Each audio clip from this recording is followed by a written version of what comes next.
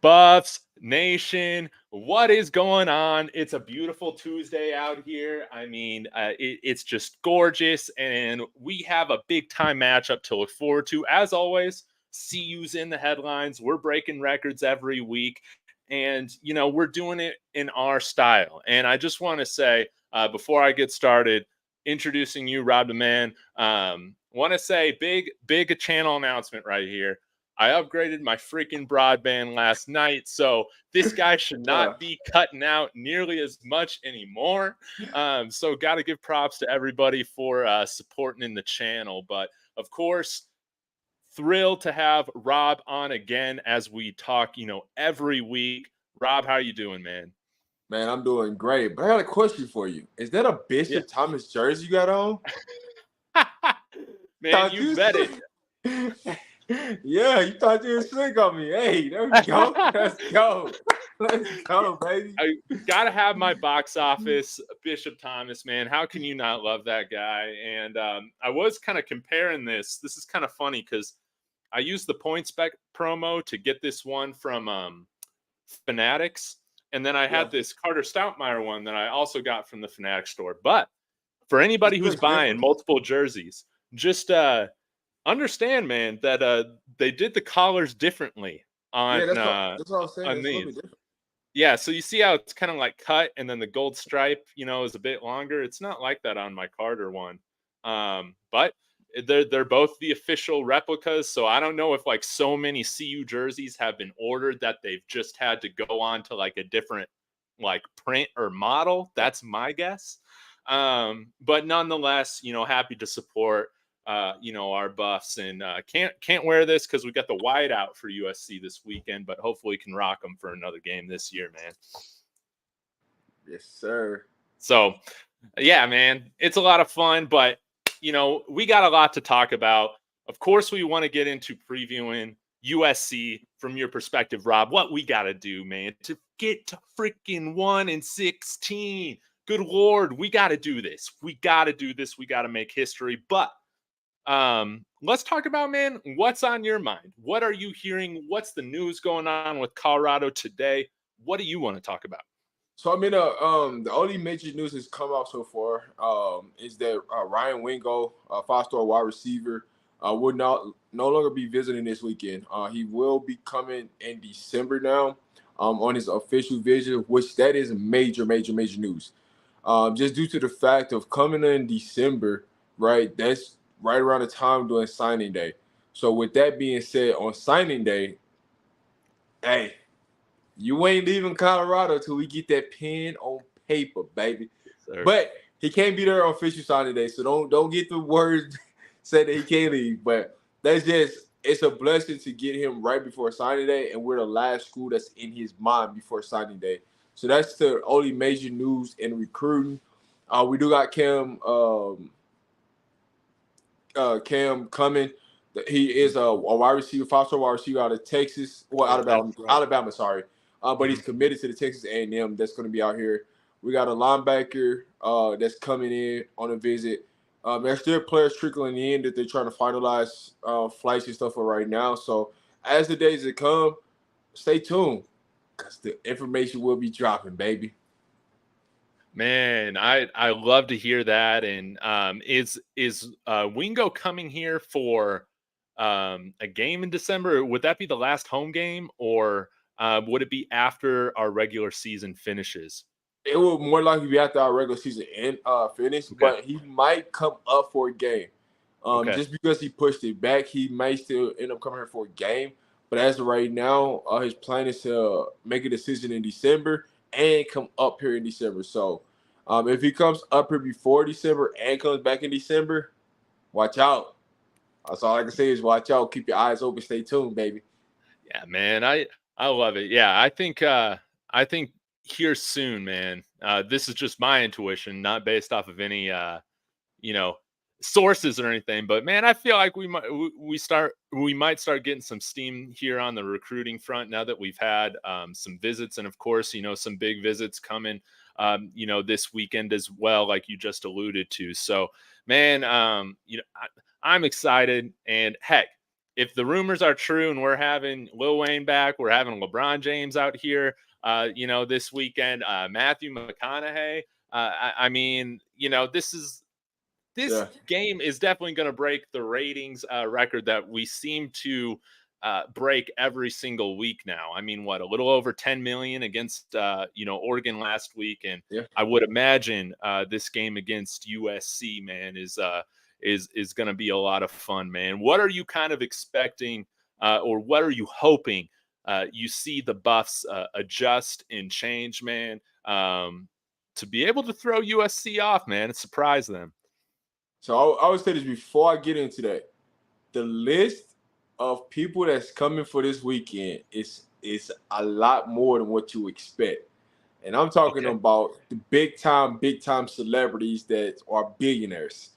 Some of this is rumored, but when you actually see the list of expected people that are really supposed to be here, you're going to be surprised. But that's what happens when you play USC versus Colorado, right? You got the Coach Prime, but you got the legacy of USC, and so the styles going to clash, and we gonna find out, baby. But you definitely going to see a lot more people than you can expect. If you go into the game, you never know who's gonna pull up. Don't be surprised. You might see somebody walking next to you that might be famous. That's all I can tell you. Man, I love it. The atmosphere, man, should be pretty incredible too. Nebraska for the last home game, or I guess we had the CSU game, but for like an out of state opponent, the Nebraska travels pretty well. Not expecting many USC fans to make the trip out here for this, so I am expecting, man, a full on wide out supporting the Buffs on Saturday, man. And I think it's going to be a game, man. Obviously, Caleb Williams is a ton of fun to watch if you've been able to stay up late to watch him play, with these late game starts. But he's slinging it around right now. Their schedule hasn't been great, but similar to Oregon, they've had some easy opponents, but they've taken care of business, averaging 55 points a game right now, and a little bit different of a style than Oregon. Oregon will take a lot of this stuff going east-west. USC kind of has the luxury where they're able to just rip off big play after big play. So it's definitely going to be a challenge for our defense. But, what are your thoughts right now going into what we can do, or who do you like to see step up in order for us to get this upset? I believe we're going to get the upset. Not no thinking in that situation. I do believe we will get the upset this weekend. And here's why. I think we will be able to run the ball. If you've seen USC all season, they will always leave you an opportunity to stay in the game. Because they're so potent on offense, they will go 3 and out at times. They will be looser with the ball at times. But what comes with that, right? The only thing as a DB is stay home with every wide receiver. Do not leave that wide receiver. Stay at home. Because when broken plays happen, when Caleb fumbles the ball, or he goes around, running around, dancing around in the backfield, he will throw that thing for, already off of broken plays. Yes. Now, they will look to establish a run, right? Just like every team has established a run. I do see, Colorado might take the opportunity to go get the ball first. Let's go get the ball first, right? Because USC defense is not as potent as a lot of people think it is. And there's the difference. There's the key. The major person that you want to look out for on USC's defense is number 7, Bullock. You want to know where he's at all times because he is their playmaker. He'll come down and run support, and he'll knock your head off. And next play, he'll go make an interception because he has long range and speed. So that's the one player you got to look out for, number 7. When it comes to their DBs, they're pretty suspect. They're pretty suspect. Our wide receivers should be able to get open and do a better job than what they did last week. But what I would say coming into this week, we are going to be more focused than what we were last week. Yes. Because everybody knows, everybody's looking to see what the response is from Colorado. They still got us as a 22-point underdog. But I'm telling you this right now, we are going to play a lot better. And to think, right, we're a 22-point underdog. and they only beat ASU by 14. ASU, if they didn't have critical turnovers in the red zone, that game looks a little different. With their The game backup looks a little quarterback. different. Yes, with the backup quarterback. So with that being said, Shedeur Sanders, hey, I don't expect him to make those same mistakes that ASU made, but ASU were able to run the ball. They were able to control the clock on USC, and that's going to be the key, right? The key to the game is stopping the run for USC, us being able to run the ball and control the clock, right? I don't expect us to run a lot of up tempo. We're gonna have up tempo at times, but we got to start establishing series together, stringing first downs together, and those are gonna be the key. Like, because if you can limit possessions of USC, it puts more pressure on them to score now, score now, score now. And USC does not have a talented offensive line. They struggle in the same departments we struggle in. The difference is Caleb is just working it. He's just using his magic.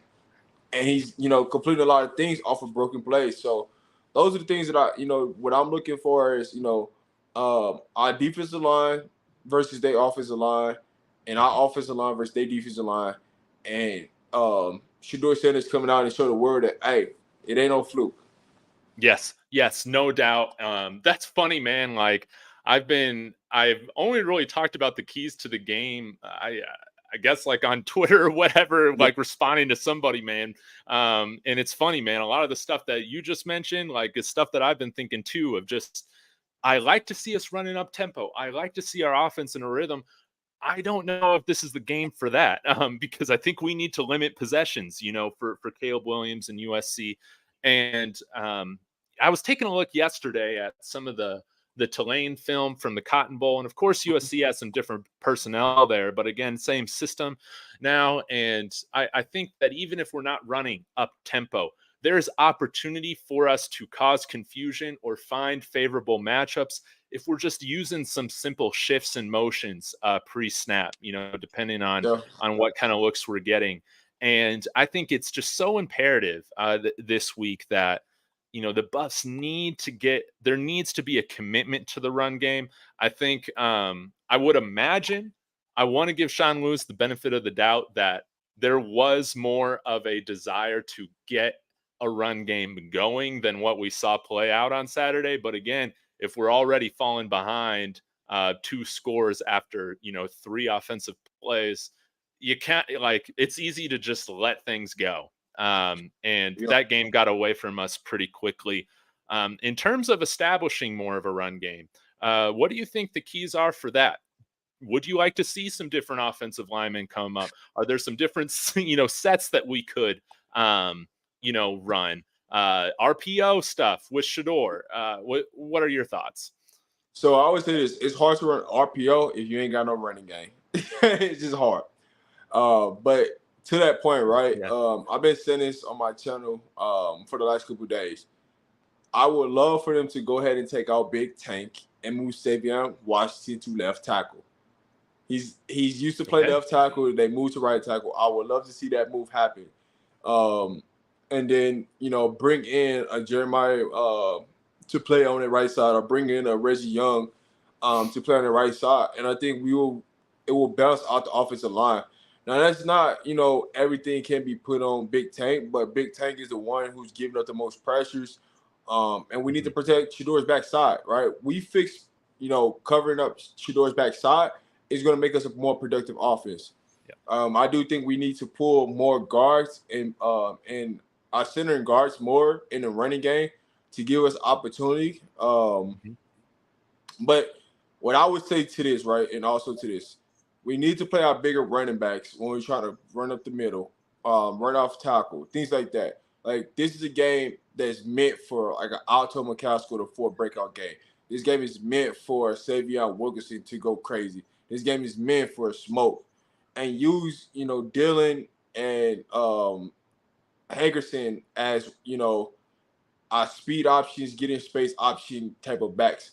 But this is where you can really pound USC. USC is not really strong in the run game. They do a similar thing that we do on defense with our defensive line.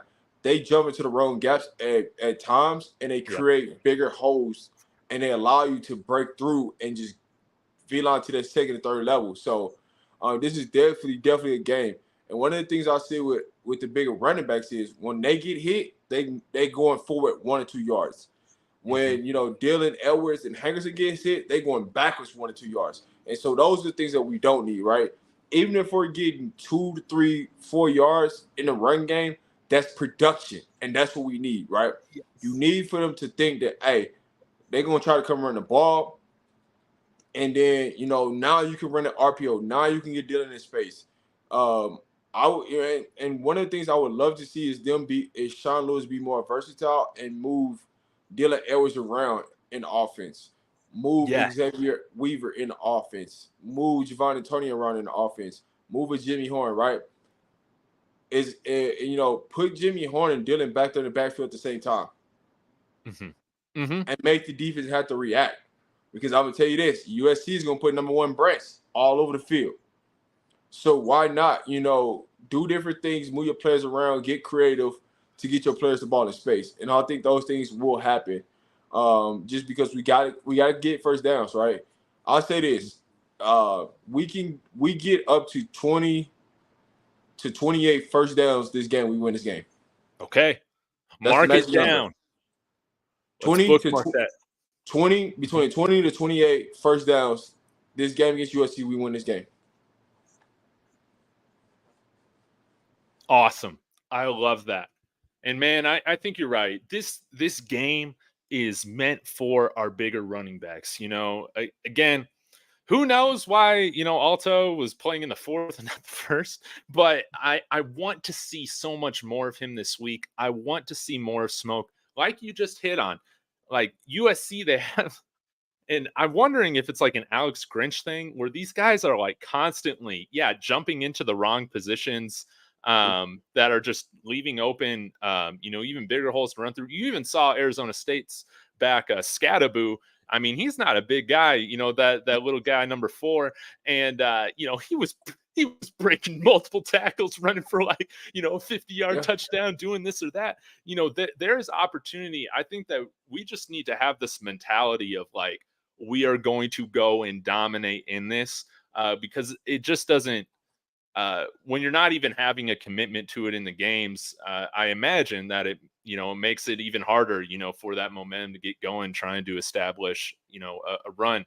I'm curious. Oh, go ahead. No, I was going to say, to your point, there's going to be adjustment on the offensive line. Whether you want to or not, what the adjustment going to be, there's going to be adjustment to that line. Coach Prime, hinted at it, but I don't think a lot of people paid attention to the press conference today. But if you watch the press conference today, you've seen Coach Prime talk about it, there's going to be a change. Okay. Break that down because I didn't listen to the press conference yet. So Coach Prime wanted to, somebody asked him a question about the offensive line, and things that we need to do. And, he pretty much was like, hey, man, everybody's on evaluation. We got to keep 2 upright. And so when you look at those type of things, there's going to be some type of adjustment. Somebody on the offensive line is going to change because everybody's on evaluation. And Coach Prime cannot have his son getting hit like that. You're absolutely right. And I would like to see some change with the guards. Again, I feel like the left side of the line, like you've said, especially this past weekend, was a big liability. So whether we're changing the tackle position, changing out left guard, we got bigger guys, right now than Jack Bailey. That we can line up there at guard. Again, this is something that I would just love to see because granted, he was at right guard, but Jack Wiltie had a good game against TCU, and we haven't seen him since. And I don't think it's a coincidence. You could take out Bailey, and you could take out Landon Beebe, and you could put in Wiltie, Reggie Young, Jeremiah McChrist. Like, we have bigger bodies on that's just sitting there. And it's like, hey, if these guys not getting it done, just go put the big boys in and let's run football. Let's get the big boys in and let's run downhill, But those are the things that happen, It's when is enough, right? And it's just like, what the message of today. How many times are you gonna get tired of seeing Shador or picking Shador off the ground? Yes. How many times defensive linemen are we gonna allow teams to just run us up the gut? How many times? Who wants to step up and take that chance? What do you fear? Like what is the fear of? Right? Who wants to step up and get that key interception? Who wants to be that playmaker? Right? We hear everybody complain about playing time, but who wants to step up and be the man? Yes. Yes. Yes, we need to see that step up, and those guys step up specifically, man. We got to see it on the offensive line, whoever is in there. Like you said, man, Kareem Harden, I think, is 315 pounds. And I know he's coming over from JUCO, so maybe it's taken a little bit for him to get up to speed. But again, man, we got more strength and athleticism on this offensive line, and that's encouraging to hear that we should expect to see some shifts because I think there's been some comments here about like, Lewis has had the same game plan, yada yada yada, and that is fair. That is fair. Yes. We have not done much, many things creative over the last couple of weeks, that's for sure. But if you go back, I was thinking of maybe snagging some Kent State film later this week, just going back and looking, man, how he's run his offenses in the past. There has been a commitment to the run. I know that it's in him. Why that hasn't happened, I guess only people in that room will know. But I know there is opportunity to get more creative in the run game and have more success. This is a better line than last year, and they're gonna have to show it. Yeah, I think so. I mean, and just think about it, right? Yeah. I forgot about Kareem Harden, right? But here's another wrinkle, right? That we could possibly do. Instead of having Mikey Harrison as a fullback, leave him in the game as a wide receiver, and literally, when I mean literally, bring Bishop Thomas in, and don't just wait for him to come in on goal line. Bring him in the middle of the game and let him go blow somebody's head off, and we run behind Bishop Thomas. Like you've already proven that you would put Shane Coates and Bishop Thomas out there. You've already seen that you would put Bishop Thomas at fullback. Well, then just let it go. No matter where you're at on the field, right? If you're gonna go ahead and use a tight end, let's go ahead and put Bishop Thomas back there and let him freaking go be a dog and go run somebody over and create some lanes. But we haven't. Why wait to the goal line and do it? Do it. Yes. It don't matter when we on the field. Put that big guy in there and let him go mow somebody. And yeah, I want to see more of that physicality. I want to see more Bishop Thomas on offense because again, man, like against TCU, man, he blew that guy up. Yeah. And against Nebraska, it's like we brought in the Rick Ross package, but then we just ran pass plays out of it. It's like, nah, man, let's just go in there. Who cares if the defense knows that we're going to run it? A lot of times it's just we're going to do what you guys expect, and we're going to kick your butt doing it, It's about having that mentality, man, just to go out there and dominate. Who cares about having the trickiest play? Let's go out and physically, dominate because, again, USC, man, they've got all these athletes. They have an impressive roster when it comes to the guys they've recruited and, their athleticism. But if we're looking at the defense, man, that they get a lot of sacks, man, but their open field tackling is just as suspect as ours. That is true. USC misses a lot of tackles, But honestly, it's weird though. You can say that about every team that plays us, but for some reason, every time they play us, they can focus on tackling. Like everything we play, if you watch their film before they played us, they were terrible at tackling. But every time they play Colorado, it's like a sense of focus. Oh, we can tackle today. So we gonna see. But USC they don't tackle very well. You can bounce off. USC, they have one solid linebacker, but outside of that, their linebackers are pretty small. So you can run on them. Yes. And I'm curious, man, like what your thoughts are, because having looked at some of the USC tape and, watching their game on the second half on their game on Saturday, I mean, my goodness, man, they shift so much pre-snap. Do you have any idea kind of what the philosophy or strategy is behind that? I understand like coming out with one look and then shifting in, it might, catch the offense by surprise. But it just seems, with what I'm looking at, is that it seems to backfire a lot. Well, it's because they're running a 3-down lineman technique. Mm-hmm. So they're playing a 3-3-5 in that situation. So they're trying to disrupt you for you not to understand where the blitz is coming from, right? Mm. Where they want to create pressure from. But a lot of times when they shift right into a gap that creates a double gap, which is Yeah. it's lovely, right? But it is to confuse the offensive line of where they're gonna attack from. So with that being said, right, if you're watching Colorado and you see Oregon, shifting like that, you've seen Nebraska shifting like that, you've seen CSU shifting like that. So it's easier when you got 4 down linemen, right? Because you know kind of where everybody's coming from. There ain't gonna be Mm-hmm. really nothing that's gonna change. When you got 3 down linemen, you can shift to any way. Now it's about what offense are you running against that shift. And so when they shift, they can shift right into creating us a bigger lane where we're bursting through the hole. And so, yeah, you could see a Dylan Edwards pop off for a 20, 30-yard run against USC because USC might shift into the wrong hole. And that's all the little space Dylan Edwards needs, and he's gone. So that's Yes. why I say you can run on USC because the way they shift, they tend to jump into the wrong gaps, the wrong lanes. And so they Mm-hmm. they jump out of the A and the B gap and they're in a C gap. Well, with them being in a C gap and not the A and B, if for a football term, let me break this down because I know I'm so I A love gap, it. right?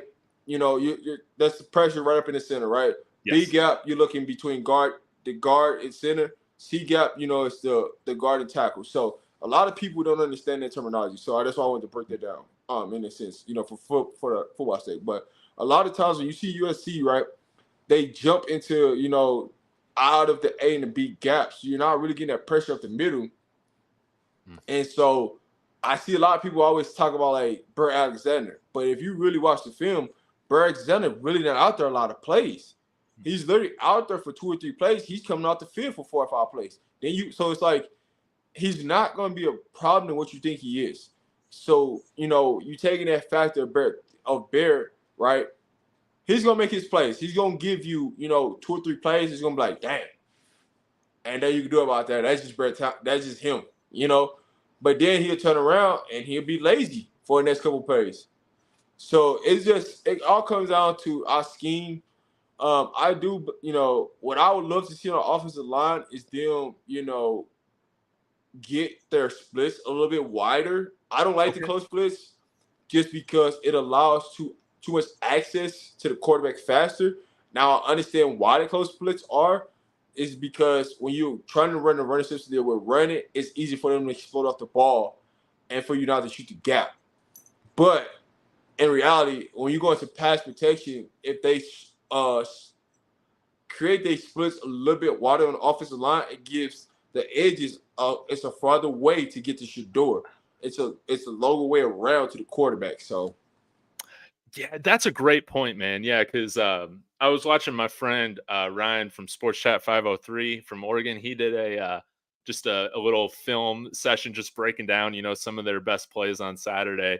And you bring that up, man. I mean, yeah, with having these closer splits, Oregon, especially, man, it only took a second, man. And sometimes, yeah, man, the whole pocket had collapsed. You're yeah. I absolutely mean, right. there was plays where like Tank was getting bullied in the backfield. He was in Shador's face before Shador even took 3 steps back. He's like, that dude, that cannot happen. Yeah, Like at some point in his offensive line, you gotta have some type of pride, man. And yeah, like you gotta have some type of nastiness, some type of dog in you, right? That just gotta happen. So it's like, what do we need to do to help Tank be successful, right? Is that chip blocks? Is that and some of those things, right? I get the point of why Sean Lewis don't keep the extra back there, or don't keep extra another tight end, because now you're taking more people out of the passing game. Now that's yeah. giving people opportunity to double, the top receivers, things like that. So it makes sense, but there's also counteracting things that we can do, Yes. and that's what people don't understand. Yeah, I I would like to see some more of that too, because I think with, yeah, if we have, even I've kind of like wanted to see this, man, is like even if we just have another offensive lineman sometimes like run up, at line up as a tight end just to provide that extra protection for Shador, because we're still like if we can just give the man some time, man. I think our receivers, man, should be able to get open, man, even if they're dropping a lot back. I think we got enough speed and agility to get it done. Or even just having time to, hit that hot route or, that guy coming out of the backfield real quick. I think that I guess USC, man, might be a little bit different because they do have, athletes everywhere. But we don't need like a ton of space for our guys to be able to make plays. They got a lot of speed. But let's go ahead and check out this super chat here from Lawrence. Let's go. $10, man. RobDaMan with well, what's the deal with Smoke? I saw a vlog where the person was advocating Cormani should leave. What? And maybe he just isn't a fit, especially with Coach Prime philosophy as an ex-player. What do you see? We were wondering if this was going to come up. Let's hear it. All right, so let's get into Cormani first. I'm gonna get into Cormani, then I'm gonna come back to Smoke. Cool. When it pertains to Cormani, I've been saying this from day one. When you come in as a freshman, you're going to take a big leap, right? And it comes with maturity. With that being said, the things that you have to get adjusted to at the college level versus high school level, right?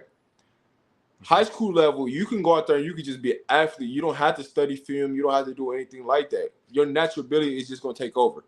When you get to college, you have to study the playbook. You have to show up to meetings on time. You have to be disciplined in your technique because those things will get you burnt. And so I've been saying this. I said, and I told people, I said this before. I said, the reason why Cormani is not playing is because he's not doing everything that he needs to do to prepare to play. And people thought I was crazy. They're like, he's a 5-star. He should be playing. He didn't come here and sit on the bench. But you're not realizing because I play collegiate football, so I understand how Cormani's probably thinking, like, man, listen, I'm a dog. I can go out there and I can prove the world that I know what I'm doing. But you can't do that in this type of system. You got to study. And I know for a fact, when I was in college and they tracked us and how many minutes of when we watch film, you got to know the technology is better now. And I've been out of college football for almost like 9 to 10 years now. So these coaches ain't stupid. These coaches ain't idiots. But I said this from day one.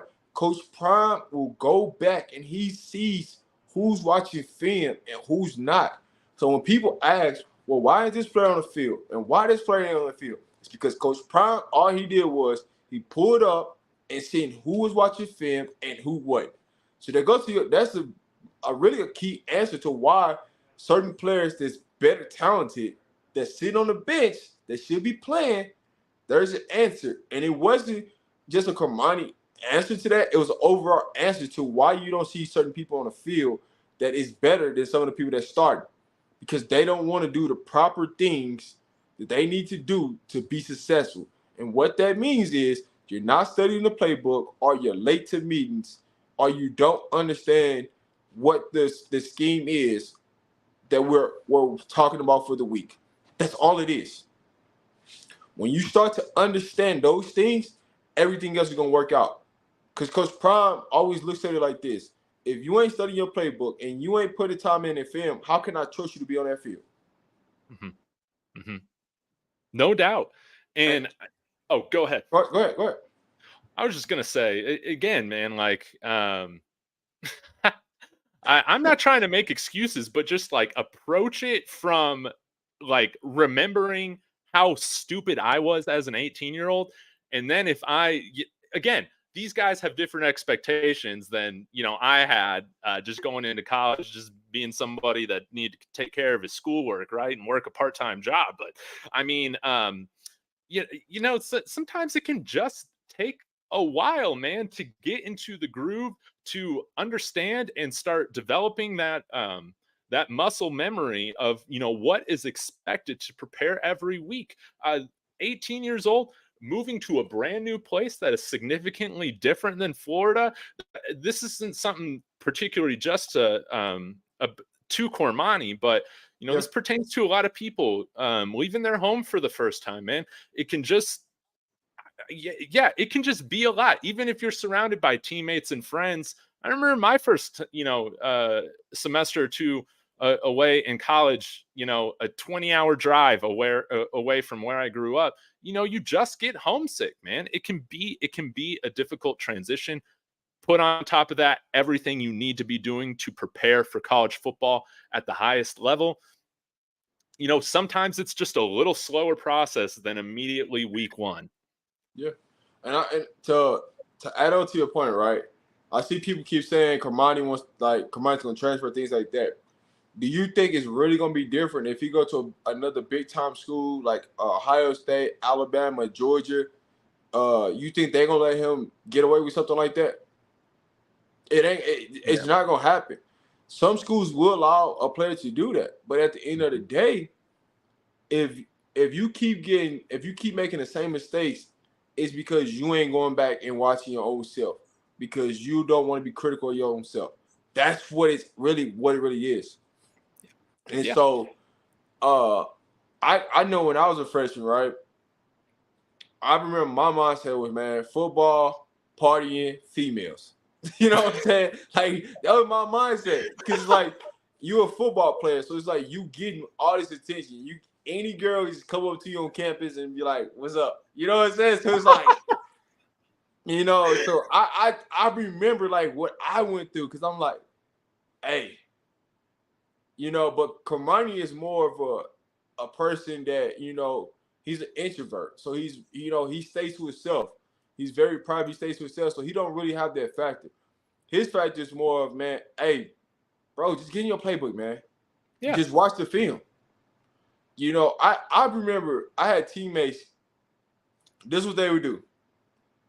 They literally would turn on the film and not watch it. Just have it going, just to show that the minutes and seconds is going. And just go out there and play.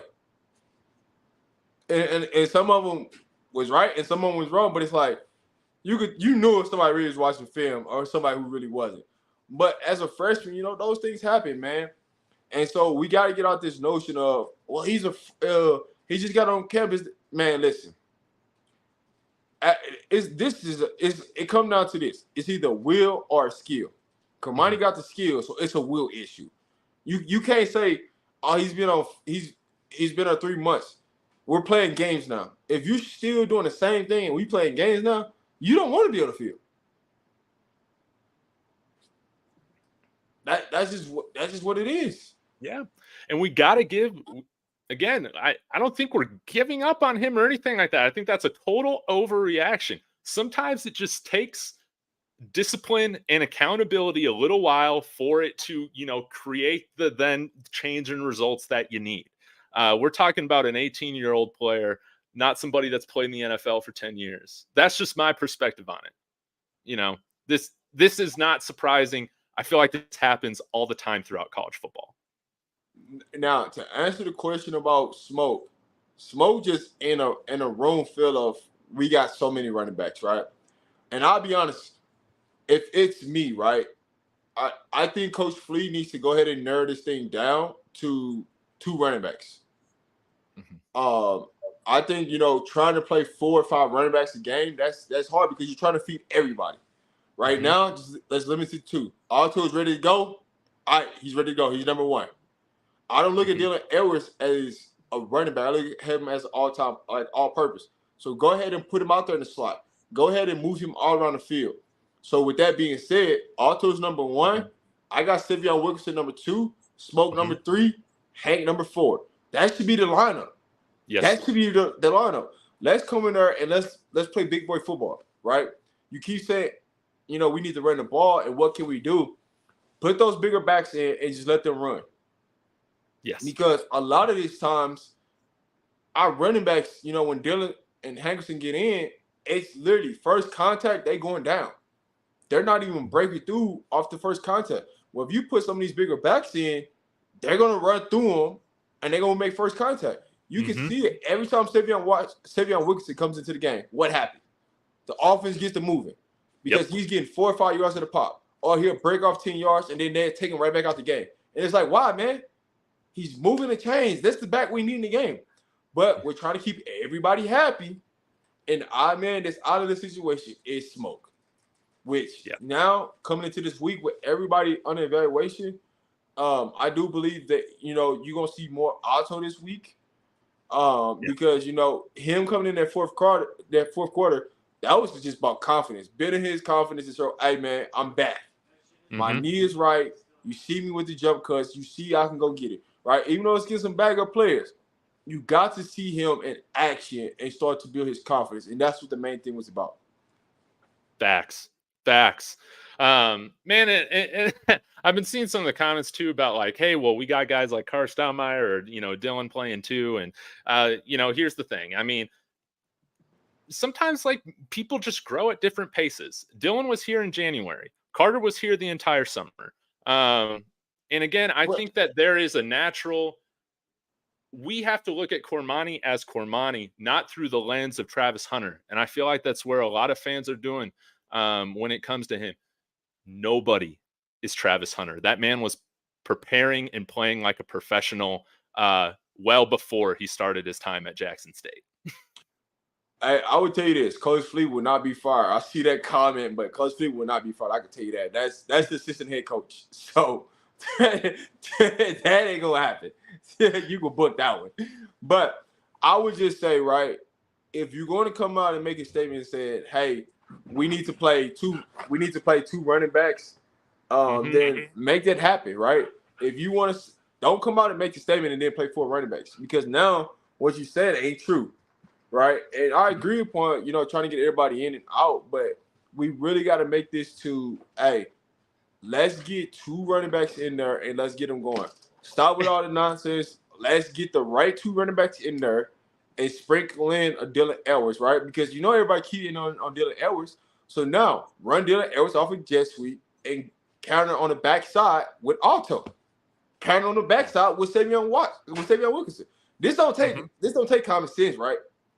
Anybody can think about this, right? But what are we doing, right, to make this happen? Because I'm sitting at home and I'm like, man, listen, if I know I got Dylan Edwards and I know I send Dylan Edwards on a jet sweep, right? I know for a fact the attention of defense is gonna go one way. Well, then that's gonna give me Otto to run on the backside off the tackle, and we're gonna create a hole. Because now we got the linebackers shifting and doing different things. And so those are the things that I always say, man, is we could get creative in the run game and we just not doing it. There's plenty of things that we can do that can create motion, right? And what I'm more shocked about Sean Lewis normally like sends a lot of players in motion and does a lot of different things like that. And those are the things that we have not seen. Players going in motion, creating, you know, opportunities and being more creative on the offensive end. That's what's most surprising to me about Sean Lewis right now. Yeah, again, we have seen this in his past, you know, as a play caller, that there's been these, you know, 2 tight ends, max protect sets, multiple running backs out there using motion. There is a lot more of what this offense, I think, will be doing throughout the year. Is it something that has to do with what we were able to install at first? I really don't know. I don't really know how long that normally takes, you know, for college offenses. But again, if you take a look, and I'll try and find some film later this week, like Sean Lewis has demonstrated that he knows how to run these different creative offensive game plans. Like he has demonstrated it. Why we haven't seen that, I don't know. But I think we're going to see more creativity come throughout the year. Like, to me, that's just the only logical way to approach this, because nothing from his history and what he has put out on tape in previous years showcases that he's a guy that sticks with a one-dimensional game plan. And I would say this is what I really want them to. How I really want them to use Dylan Edwards, right? Get him the ball in space. What I mean by that, right? How about lining him up as in the slot receiver, having him motion like he's going to come to go jet sweep and reverse and go back out. Quick hit him, get him out in space where he's one-on-one, and he can just fly past a linebacker and get him out, right? That's like, just get creative, right? If I'm anybody, right, and I got a Dylan Edwards, I'm looking at a Tyreek Hill. What do they do with Tyreek Hill, right? Sometimes they'll motion him. He'll come out. He'll circle around the backfield, around the running back, and they just simply throw it out there and just let him go. Or, you fake a handoff and you quick hit it and let him use his speed. We're not utilizing our players probably for them to get open in space. And those are the things where we have to own in this week against USC. Yeah. No doubt.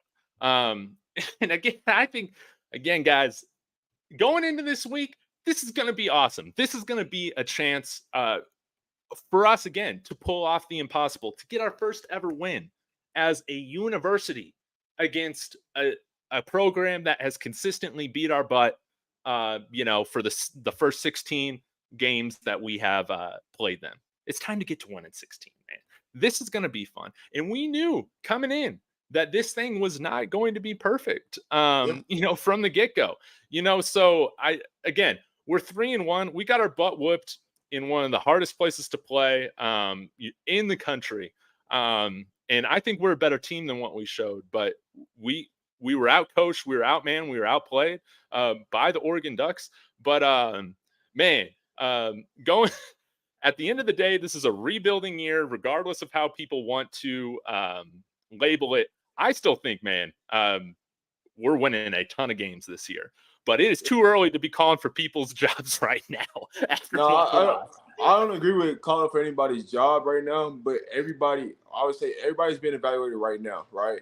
Yeah. When you look at this season, it's already a successful season. No matter what you want to say, how you want to look at it, it's already a successful season. They only won one game last year. So it's like we got 3 wins already. It's already a successful season. Coach Prime is going to have a winning season this year. Yes. What the end total, what that number is going to be, that's what we're here to find out, right? We're here to see what that bounce back look like, right? Yeah. But I would definitely say, man, just be patient. Be patient with this process. This is going to be a beautiful process, and you can expect for us to get the trenches right next year. The phone lines are open. People are calling us. We don't have to call nobody no more. People are calling us because they want to be in this program. They see what's going on. Now, with that being said, Coach Prime, at his press conference, he stated, if you ain't watching film, you ain't in your playbook, you late to meetings, you're not going to play. I don't care who you are. Yeah. And, if I got to make an example out of you, fine. But now, I don't think, well, let me say this. It's not happening now. He was talking about what Kermani was doing in the past and why he's not playing. It's not happening now, but I think, with that Oregon and him coming in late, who knows how much it's going to change in his process. Like, hey, I know I can come out here and play. I know I can go out here and prove myself. I went out there. I had a couple tackles. I made some plays. Now I'm going to start studying. Now I'm about to get everything right. So, yeah. We just got to enjoy the process. It's going to happen. It's going to happen. And again, I don't think that this is all but a positive, I think, for recruiting, because families can trust that Coach Prime's going to have the long game in mind every single time with these guys. Hey, Dwayne Bryant, I wasn't just talking about Kermani. I'm saying in general. I want to see my boy Roger Ward out there. But Coach Prime is telling you why they ain't not out there. Kermani is not the only person. It was just Kermani was the person that was asked about. And so that's why we reference to Kermani. But it is, I would tell you this right now. There is about 7 to 8 players that should be playing that's not playing because they doing the same thing Kermani's doing. Yeah. And that's why they're not playing. Facts, man. Facts. And, man, we're going to see, hopefully for the entire team, man, like you said, the preparation is going to be more focused and dialed in this week, going into a big challenge against USC. I think, man, of course, this team's going to be in the headlines every single week. But I don't think – I think the DNVR guys brought this up, or another show that I was listening to this morning. It's like USC is USC. Lincoln Riley's Lincoln Riley. Like, they're they're going to want to come in here and handle business. I don't think that there's this desire to feel like they've been slighted by the media, because they get plenty of attention compared to some of the other programs that we've played so far. So, man, I'm just looking forward to a good show, a good fight. And again, man, like if I Coach Primus said it. It's a thing. It's a work in progress, but we got enough guys on this team to still make a significant amount of noise in this conference. And if things just fall in place with a better game plan, maybe with some lineup changes, having that momentum, that crowd. I don't think USC's a road team, man. I don't. It's going to be a hard environment for them on Saturday. I mean, who knows? Who knows what's going to happen, right? Yeah. I mean, and to be honest, right, when you look at, the comparison between USC and Colorado, a lot of this stuff is kind of similar, to be honest with you. It's kind of similar. We both have offensive lines that are shaky. We have wide receivers with speed. We have playmakers at the wide receiver position. We got playmakers at the running back. They got playmakers at the running back. When you look at their defensive line is not consistent. Our defensive line is not consistent. When you look at the linebacker play, they got one good linebacker. We got one good linebacker. So it's like we match up so much similar than a lot of people think and a lot of people believe. It's really going to come down to who makes the most mistakes in this game. Yep. That's really what it's going to come down to. And which team can hold the other team to 3 points instead of 7 points. That's definitely, what I would say to anybody, right? I could definitely see this game being a shootout, because one thing about USC, they're going to keep you in a game. I don't care who they play. For the most part, every team that they play, they allow them to be in the game and make the game more difficult, because they're more talented than a lot of teams they play, but they allow teams that are not talented to stay in the games with them and make it a game. The ASU game, that was a fight to about the middle of the fourth quarter. Let's be honest. The first game of the season, it was a dogfight for half of that game. Yes. And so yes, USC could pull out at the end, but let's be honest. Who has really pushed USC to the deep end this season? ASU for like 3 quarters. And I'll tell you another thing. This game actually plays in the benefit of Colorado, because Colorado is used to playing at that time frame, used to pricing at that time frame. USC is used to playing in the late evening, at night. So true. They're going to feel like it's 9 a.m. on Saturday, man. So you got to think about, like, that does play a part. Now you're talking about altitude, and anything is possible on a Saturday. Anything is possible. Yeah. But when you start breaking down games and time frames and when things are played, like that CSU game, the reason why that game was so much harder was because that game was played at night, and CU is normally pricing during the day. And so with that being said, your adrenaline is rushing all day. Like you're pumped, you're excited. And sometimes you can get yourself so much excited, so much amped up for a game that by the time the game kick off, you're exhausted. Yeah. You're physically and mentally exhausted. And people don't be thinking about those things. If you're not used to always playing at night, that could be a difference. If you're always used to playing in the day, Coach Prime loves to play in the morning. He hates playing in the middle of the day or at night. Yeah. So that could play advantage in Colorado's thing, because USC, now that's not saying that USC won't come and do that thing, but the advantage in the time frame when we are playing, that's a benefit to Colorado, because that's the time frame they prefer to play in. No doubt. I didn't even think about that, Rob. You're totally right. I don't think USC has played in a morning time slot yet this season, and I'm going to be curious to see what they do in terms of getting acclimated to the altitude. Again, Nebraska, when they came in, they took the approach of just getting there on Friday, and I don't know if that worked to their advantage. Once the second half came in Folsom, because that's kind of when we really started, to pull away. So it's going to be interesting to see if USC flies out here on Friday, or if what I would recommend if I were them is getting out here Thursday night, getting a little bit more time to get acclimated. But if they take that same approach on Friday, that could definitely play dividends, especially in a close game. If this game is close, where like again, a lot of teams coming in here the last handful of years, the game's over by halftime.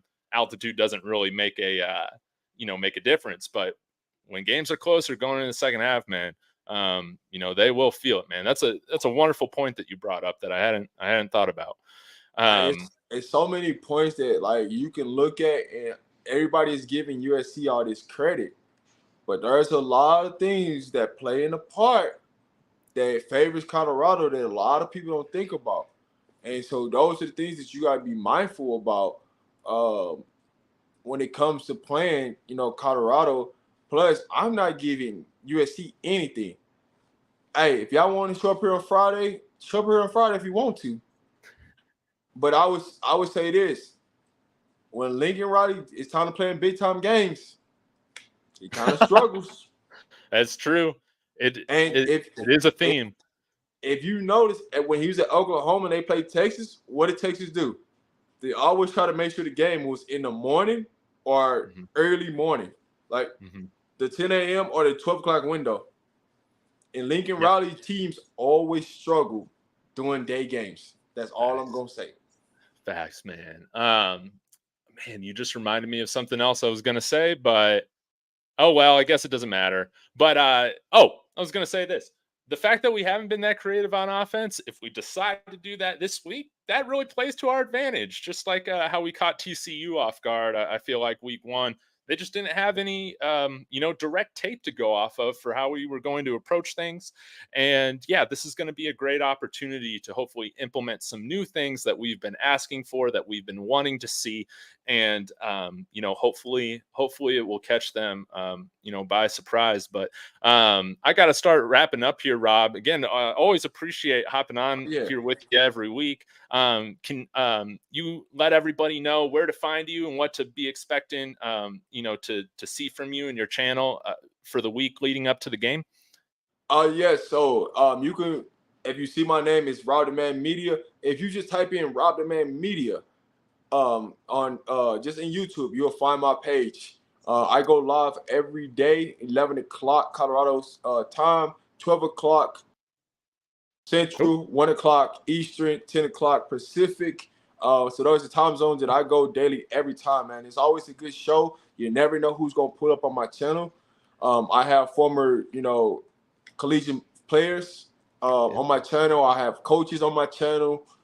Sometimes some players' family pop up on the channel. You just never know who's going to pop up on my show daily. You just got to tune in because you never know what you're going to get into. Now, with that being said, my channel is more of a panel-based channel. So you're gonna hear a lot of different people's voices, but it is entertaining. And if you got anything that you want to talk about, football, Colorado, just pull up to the channel because we will talk about it. Yes, sir. Yeah, and Rob, your channel is in the description to my video. So anybody watching on my channel, just hit that open. There's a link to his channel, and his Twitter handle is also RobDaMan Media. So definitely give him a follow on there. But yes, every day is a surprise on Rob's channel, and he's doing something that nobody else here on YouTube within this whole community is doing. So he's definitely worth a follow, and he's definitely worth tuning into, even if you just have a little bit of time, each day, because you never know what little nuggets you're gonna find out tuning in. So really appreciate your time as always. Go ahead. No, I was gonna say you tune into my channel when it comes to like college coaches or I even have high school coaches on. Then they will drop nuggets on recruiting. So you never know what information you might get. You might get some recruiting, some news that's really going on behind the scenes in Colorado. But hey, tune in, man. It's something that you don't want to miss for sure. Absolutely. Well, thanks again, Rob. Really appreciate always, co-streaming with you. It's always a lot of fun, and can't wait for the game. And I'm sure we will be in touch throughout the week. Everybody who's watching, be sure to hit that like on the way out. Let me know in the comments if you're watching the replay where you're watching from. That's always cool to know. And we'll see you guys later this week. As always, SCO Buffs. All right. Thanks again,